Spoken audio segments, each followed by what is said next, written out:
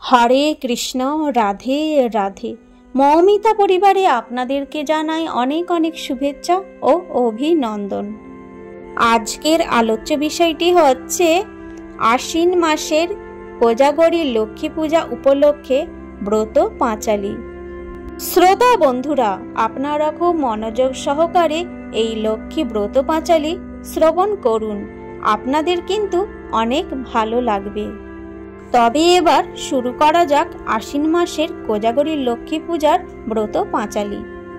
যদু শেঠ নাম হয় দিল্লিতে বসতি, পতিব্রতা পত্নী তার নাম পদ্মাবতী। তার পুত্র জগৎ শেঠ আতি বিদ্যাবন্ত, বাদশা ডাকিলা তারে নিজে যে একান্ত। শাস্ত্র লাভ করে জগৎ সভার সে মাঝে, দেখিয়া বাদশা তুষ্ট সভার সমাজে। বাদশা কহিলা তব গুণে মুগ্ধ আমি, যাহা চাহ তাহা দিব বল এবে তুমি।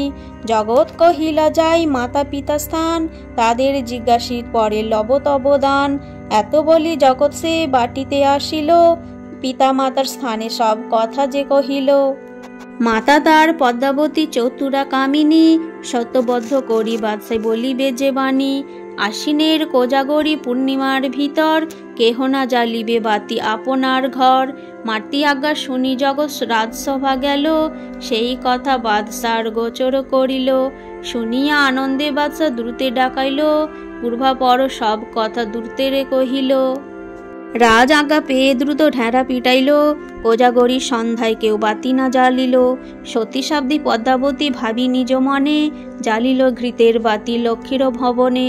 গলে বস্ত্র দিয়া বসে দ্বার আগুলিয়া, আইলেন লক্ষ্মী দেবী দিতে পদ ছায়া।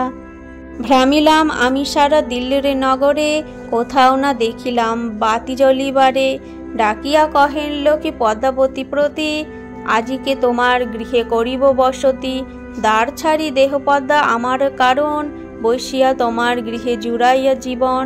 শুনিয়া লক্ষ্মীর বাণী পদ্মাবতী কয়, হেরিতেছি আজি মোর বড় ভাগ্যোদয়। দয়া করি যদি দিলে মোর দর্শন, তবে এক সত্য দেবী করহ পালন। লক্ষ্মীকণ কিবা তব মনের বাসনা, করিলাম ত্রিসত্য তাহে নাহি মানা। শুনিয়া সন্তুষ্ট হৃদে গঙ্গায় চলিল, গঙ্গায় গিয়া পদ্মা জীবন ত্যাজিল। সত্যপাশে লক্ষ্মী দেবী বদ্ধ যে হইল, জগৎ সেটে ছাড়ি কবু যাইতে নারিল। জগৎ সেটে তুল্য হয় কেবা ধনবান, গৃহে যার লক্ষ্মী দেবী সদা বিদ্যমান। কোজাগরী লক্ষ্মী পূজা যেই জন করে, অন্তকালে যায় সেই বৈকুণ্ঠ নগরে। জয় মা লক্ষ্মী। ব্রত পাঁচালী এখানেই শেষ করলাম।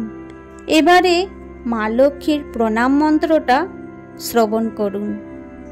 অং বিশ্বরূপস্য ভার্যাস্যে পদ্মে পদ্মালয়ে শুভে, সর্বত পাহি মাং দেবী মহালক্ষ্মী নমস্তুতে।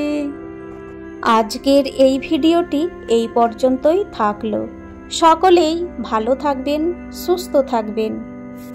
আর এই ব্রত পাঁচালী আপনার যদি ভালো লাগে এবং মন ছুঁয়ে যায়, অবশ্যই একটি লাইক এবং কমেন্টে জানান জয় মা লক্ষ্মীনারায়ণের জয়।